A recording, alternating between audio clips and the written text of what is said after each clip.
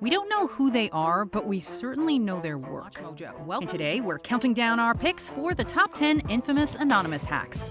For this list, we're looking at the most well-known hacks performed by the hacktivist collective known as Anonymous. It doesn't really matter if the goal was successful or not. As long as the cyber intrusion received widespread media attention, it will be included.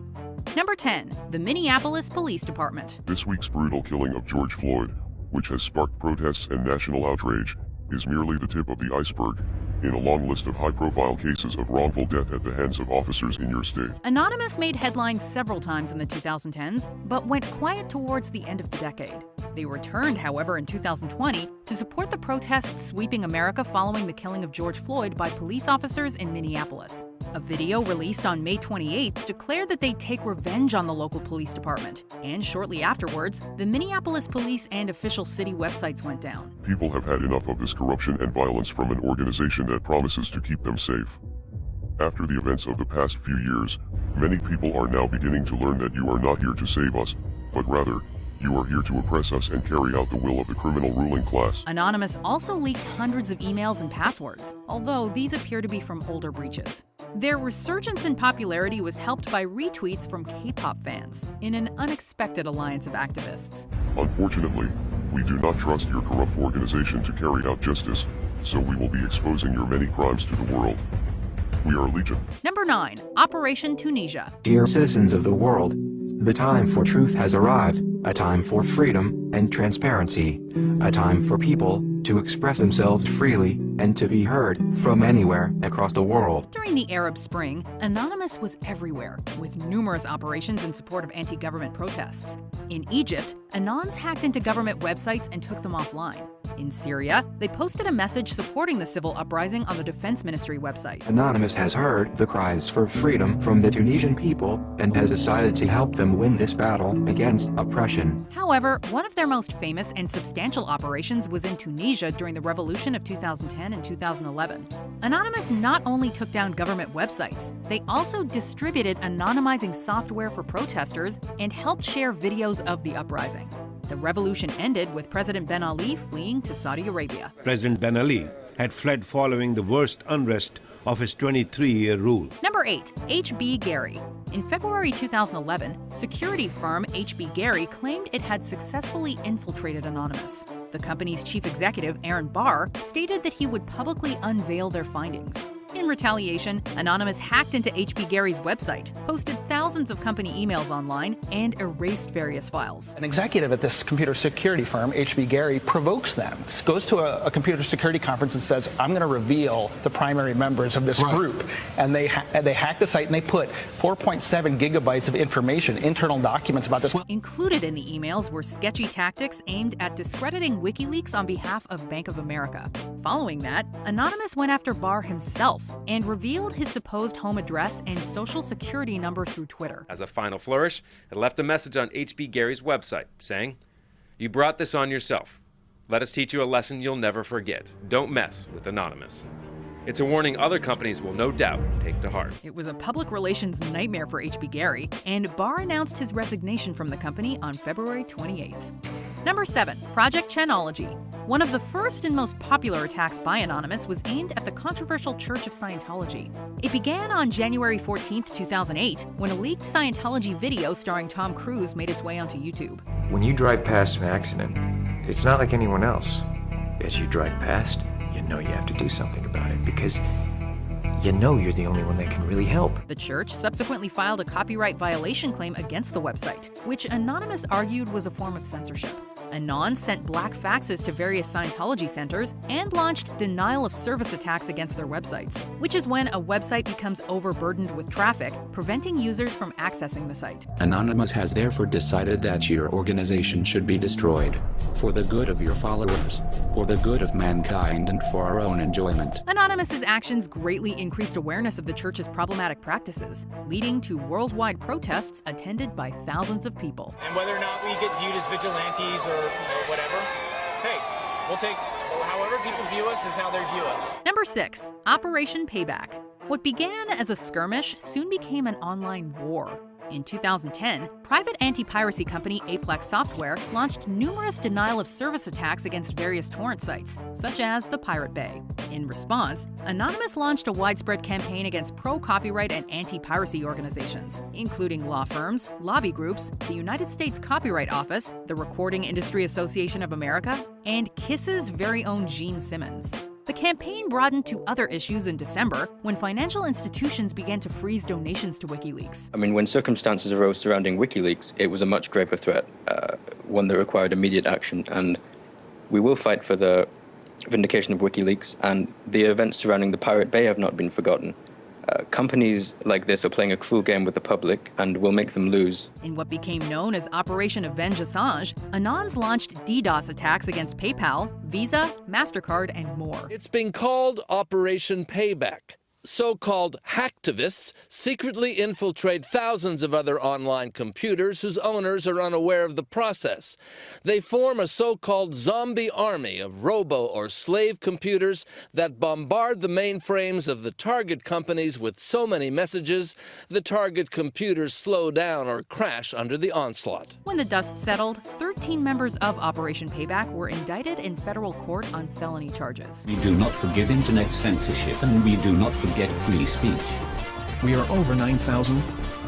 Expect us. Number 5, Operation Free Korea. It might seem ambitious to go after North Korea, but ambition is not something Anonymous lacks. In April 2013, Anonymous claimed to have hacked into the state-controlled website Uri Minzo and stolen 15,000, quote, membership records. They then unveiled a list of demands, including the resignation of Kim Jong-un, the installation of democracy, the abandoning of the country's nuclear projects, and uncensored internet access for its citizens. But this is just the latest shot in an ongoing and very serious cyber war between the two Koreas that goes far beyond just the humiliation of a leader. They also broke into North Korea's Flickr site and posted a photo of Kim Jong-un with a pig snout and a Mickey Mouse tattoo. Following that, Anonymous stated they'd release stolen secret military documents, but these threats never came to fruition. So who knows what they're planning on doing with all of that, but I wouldn't mess with Anonymous. Number 4, Operation Mega Upload. Now, you may have heard of some of these Anonymous-related hacks in the past to take down other government websites, but never have they gone after so many at once. One of Anonymous's recurring concerns is with the free dissemination of information and entertainment.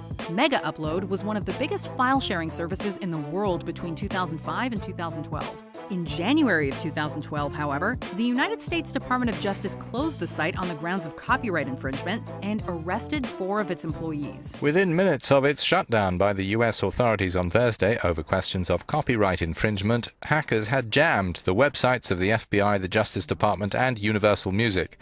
The online collective known as Anonymous said they did it and will strike again. In response, Anonymous launched retaliatory DDoS attacks against numerous government bodies, including the Department of Justice, the Copyright Office, and even the FBI. Entertainment organizations were also targeted, including Universal Music Group, the MPAA, RIAA, and Warner Brothers Music. Exactly, it's a violation of freedom of speech, and it's Anonymous and a lot of other movements regard the internet as sort of independent from any government, and they regard a government interfering in the free flow of the internet as stepping outside of their jurisdiction. Number 3, Bank of America. In March 2011, Anonymous released a number of internal emails from Bank of America. Posted on bankofamerica.sucks.com, they allegedly came from a former employee and exposed, quote, corruption and fraud. The source worked for Balboa Insurance, a firm that was owned by the bank until being sold later that same year. The accusations included, quote, forced place insurance policies that inflated premiums. The bank also purportedly manipulated numbers used to identify loan insurance accounts, resulting in improper foreclosures. Of course, no one was especially surprised owing to the bank's history of shady loan practices. Number 2, Westboro Baptist Church. Based in Kansas, the Westboro Baptist Church is infamous for picketing funerals and its history of hate speech. Often described as a hate group, the church has protested and released inflammatory statements against homosexuals, Catholics, Jews, and Muslims, among many others. So you think the government of this country should put me to death for being for enabling homosexuality by thinking it's okay. Yes. Anonymous went after the church in December 2012 after it planned to picket the funerals of Sandy Hook victims. We will not allow you to corrupt the minds of America with your seeds of hatred. We will not allow you to inspire aggression to the social affections which you deem inferior. We will render you obsolete. We will destroy you. We are coming. They hacked into members' social media accounts, launched a DDoS attack on their website, and released personal information, including names and home addresses of various prominent church members. God knows who you are and he knows your heart. And out of your heart, your mouth is speaking. And you sound like a guy who's headed to hell. I'm just saying. In my lifetime, I've performed over 9,000 sins. So. Oh, and you keep track? What, do you have a tally sheet? Yeah, over 9,000 sins. I keep a track. Before we unveil our top pick, here are some honorable mentions. Uganda LGBT rights. Anonymous hacked into government websites to protest stringent LGBT laws. Operation Darknet. Anonymous published 1,500 usernames in relation to nefarious activities. The Hal Turner raid. Anonymous took radio host Hal Turner's website offline. Hal Turner wasn't the first, actual person that, Anonymous had caused trouble for, but the circumstances ended up being significant. They DDoS'd his website, stuff like that, costing him thousands of dollars, bandwidth fees. Anonymous versus the Australian government. Took down the Prime Minister of Australia's website in response to image board censorship.